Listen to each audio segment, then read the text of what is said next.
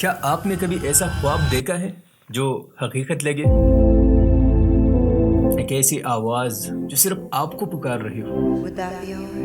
یہ کہانی ہے ایک عام چرواہے کی جو خاص بن گیا، لیکن یہ کوئی عام کہانی نہیں بلکہ دنیا میں سب سے زیادہ پڑھے جانے والی کتابوں میں سے ایک الکیمسٹ کی داستان ہے۔ The Alchemist. لیکن رکیے، یہ کوئی لیکچر نہیں، نہ ہی کتابوں پر کوئی تبصرہ ہے، بلکہ ہم آپ کو ایک ایسی داستان سنانے جا رہے ہیں جس نے لاکھوں لوگوں کی سوچ بدل دی اور ان کی زندگیوں کا رخ موڑ دیا۔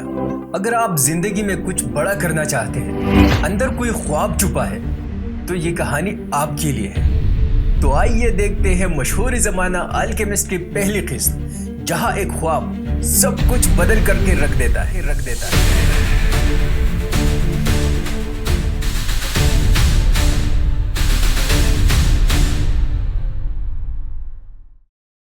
نوجوان سینٹیاگو، جس کا والد پادری تھا اور چاہتا تھا کہ اس کا بیٹا بھی انہی کے نقش قدم پر چل کر پادری بنے، لیکن وہ اپنے باپ کی اس خواہش کو پورا کرنے کے لیے بالکل تیار نہیں تھا۔ وہ دنیا کی سیر و سیاحت اور نئے مقامات دیکھنے کا شوقین تھا۔ ایک دن اس نے اپنے باپ سے جا کر کہہ دیا کہ بابا، مجھے ٹریول کرنا پسند ہے، نہ کہ ایک جگہ پر ساری زندگی گزارنا۔ اس کے والد نے اسے روکنے کی بھرپور کوشش کی اور کہا کہ بیٹا، ہمارا دیش دنیا کی خوبصورت ترین مقامات میں سے ایک ہے، دنیا بھر سے لوگ یہاں آتے ہیں اور پھر واپس جانا بھی نہیں چاہتے۔ اس پر سینٹیاگو نے جواب دیا کہ اب تو میں ضرور جاؤں گا ان علاقوں کو دیکھنے کے لیے جسے لوگ چھوڑ کر یہاں آنا چاہتے ہیں۔ اب یہ سن کر والد کو اندازہ ہو گیا کہ بیٹا کسی بھی حالت پر یہاں رہنے کے لیے تیار نہیں۔ تب والد نے اسے چند سکے دیے جس سے کہ سینٹیاگو بیڑ خرید سکے، کیونکہ شیپرڈز یعنی چرواہے وہ لوگ ہیں جو ٹریول کر سکتے ہیں، ان کا کوئی خاص ٹھکانہ نہیں ہوتا۔ سینٹیاگو نے والد کے دیے ہوئے سکے لیے اور ایک چرواہے کی زندگی اختیار کر لی۔ اب وہ ایک آزاد مسافر تھا، اندلس کے سرسبز میدانوں اور پہاڑوں میں بیڑے چراتا اور کھلے آسمان تلے سو جاتا تھا۔ یہ دوسرا سال تھا جب وہ اپنے بیڑوں کے ساتھ نئے رستوں پر سفر کرتا اور رات کو ایک ویران چرچ میں موجود سکامور کے ایک پرانے اور بڑے درخت کے نیچے سو جاتا تھا۔ وہ کتابیں پڑھنے کا بھی شوقین تھا، اس لیے اکثر ایک کتاب اپنے ساتھ رکھتا تھا، دن کو پڑھتا تھا اور رات کو اسی کتاب کو تکیے کے طور پر استعمال کرتا تھا۔ اس رات اسے ایک عجیب خواب آیا، وہی خواب جو اسے پہلے بھی کئی بار آیا تھا۔ خواب میں ایک چھوٹا سا بچہ اس کا ہاتھ پکڑ کر اسے اہرام مصر یعنی ایجپٹ کے پیرامڈز کے پاس لے جاتا ہے اور اسے کہتا ہے کہ یہاں پر ایک خزانہ دفن ہے، مگر ہر بار جب بچہ اسے خزانے کا ایگزیکٹ لوکیشن دکھاتا ہے، سینٹیاگو نیند سے بیدار ہو جاتا ہے۔ اس صبح جب وہ جاگا تو وہ پریشان تھا۔ اب اسے ہر حال میں اس خواب کے بارے میں جاننا تھا، کیونکہ اسے یقین ہو گیا تھا کہ یہ کوئی اتفاق نہیں بلکہ ایک اشارہ ہے۔ چند دن بعد وہ تعریفہ نامی گاؤں جا رہا تھا، جہاں پر اسے کئی کام کرنے تھے، جیسے نیا کتاب لینا، ہیئر کٹ کرنا اور تاجروں سے ملنا وغیرہ۔ لیکن اس بار اس نے طے کیا تھا کہ وہ اس بار اس خواب کے بارے میں بھی جاننے کی کوشش کرے گا۔ اس نے کہیں سے سنا تھا کہ تعریفہ میں ایک بوڑھی خاتون رہتی جو خوابوں کی تعبیر نکالنے کے لیے مشہور تھی۔ چنانچہ جب وہ گاؤں پہنچا تو وہ اسی عورت کے پاس گیا اور اپنا خواب بیان کیا۔ چند لمحوں تک دونوں کے درمیان بات چیت ہوتی رہی، لیکن آخرکار سینٹیاگو کو لگا کہ وہ یہاں اپنا وقت ضائع کر رہا ہے، اسی لیے وہ پریشانی اور غصے کی حالت میں بوڑھی خاتون کا گھر چھوڑ کر وہاں سے نکل گیا، یہ سوچتے ہوئے کہ آج کے بعد تو وہ نہ خواب دیکھے گا اور نہ خوابوں پر یقین کرے گا۔ لیکن کہانی یہاں پر ختم نہیں ہوئی۔ باہر تھوڑے بہت کام نمٹانے کے بعد وہ ایک بینچ پر بیٹھ کر کتاب پڑھنے لگتا ہے۔ اس کا توجہ اب پڑھائی میں بالکل نہیں تھا۔ خزانے کا خواب اب اسے پہلے سے زیادہ تنگ کر رہا تھا۔ اس دوران ایک بوڑھا شخص آ کر اس کے ساتھ بینچ پر بیٹھ جاتا ہے۔ وہ شخص کسی بھی طرح سینٹیاگو سے باتیں کرنا چاہتا تھا، مگر سینٹیاگو بات چیت کے موڈ میں بالکل نہیں تھا، اس لیے اس نے بار بار جان چھڑانے کی بھرپور کوشش کی، لیکن یہ بوڑھا شخص کوئی عام انسان نہیں تھا۔ اگلے کچھ لمحوں میں وہ سینٹیاگو کی زندگی میں ایک ٹرننگ پوائنٹ ثابت ہونے والا تھا۔ وہ کیسے؟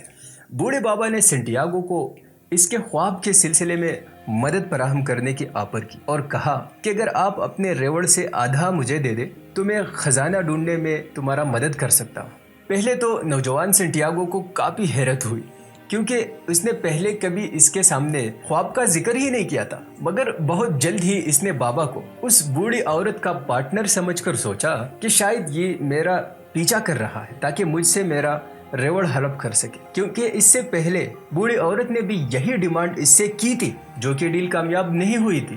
تو شاید بابا مجھے دھوکہ دینے کے لیے میرے پیچھے یہاں تک آئے، لیکن حقیقت میں ایسا نہیں تھا۔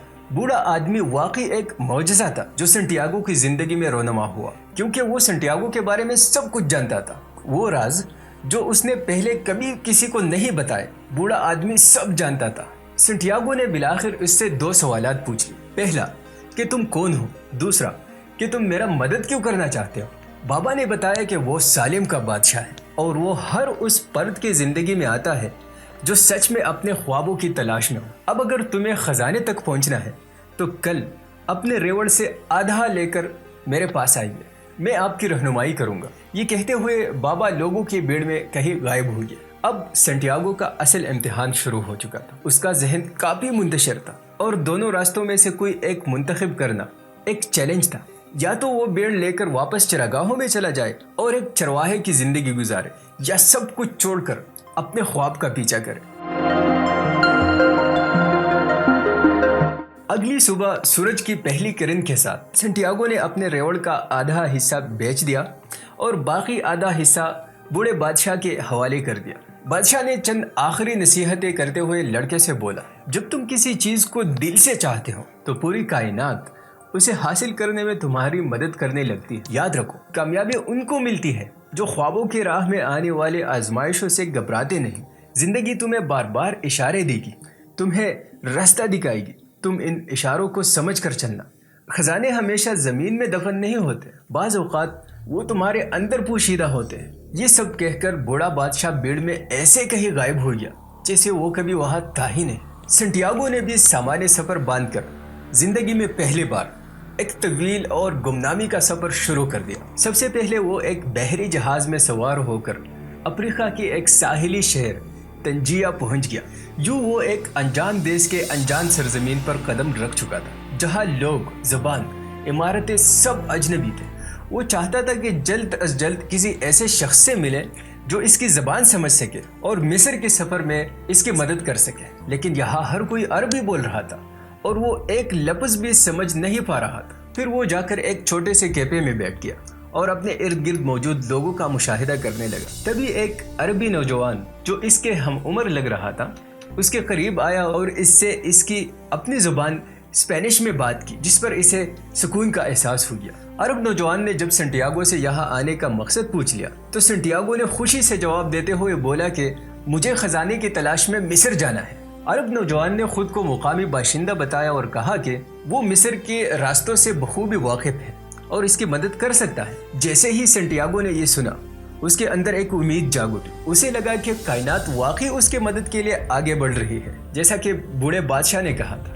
عرب لڑکے نے سنٹیاگو سے کہا کہ مصر یہاں سے بہت دور ہے، آپ مجھے پیسے دیں تاکہ میں 2 اونٹ خرید سکوں جس پر بیٹھ کر ہم وہاں خزانے کے پاس پہنچ جائیں گے۔ سنٹیاگو نے بغیر سوچے عرب لڑکے کو اپنا سارا پیسہ دے دیا اور وہ دونوں کیفے سے نکل کر بازار میں چہل قدمی کرنے لگے۔ سنٹیاگو نے اپنی نظر مسلسل اس نوجوان پر لگائے رکھا اور اس کے پیچھے پیچھے چلتا رہا۔ کچھ دیر بعد سنٹیاگو کو پاس کی ایک دکان میں ایک خوبصورت تلوار نظر آیا اور وہ دیر تک اسے دیکھتا رہا اور منی من یہ بول رہا تھا کہ جب اسے خزانہ مل جائے تو واپسی پر وہ اسے ضرور خرید کر لے جائے گا۔ تلوار سے جیسے نظر ہٹا کر دیکھا تو اس کا دوست عربی نوجوان غائب ہو چکا تھا۔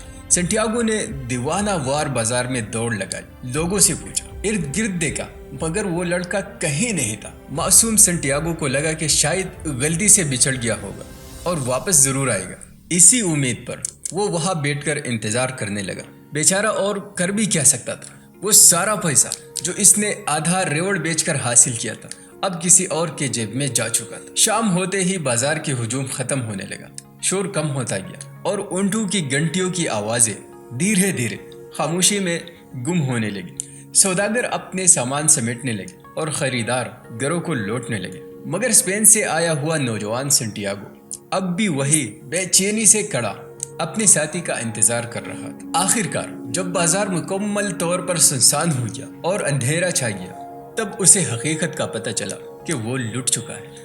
عرب لڑکا جسے وہ اپنا رہنما سمجھ رہا تھا ایک ماہر چور نکلا جو بڑے ہوشیاری سے اس کا سارا پیسہ لے کر غائب ہو چکا تھا۔ اب جب چاروں طرف کوئی اور نہیں تھا تو وہ دل کھول کر رونے لگا۔ دل کے ارمان آنسوں میں بہہ گئے، ہم وفا کر کے بھی تنہا رہ گئے۔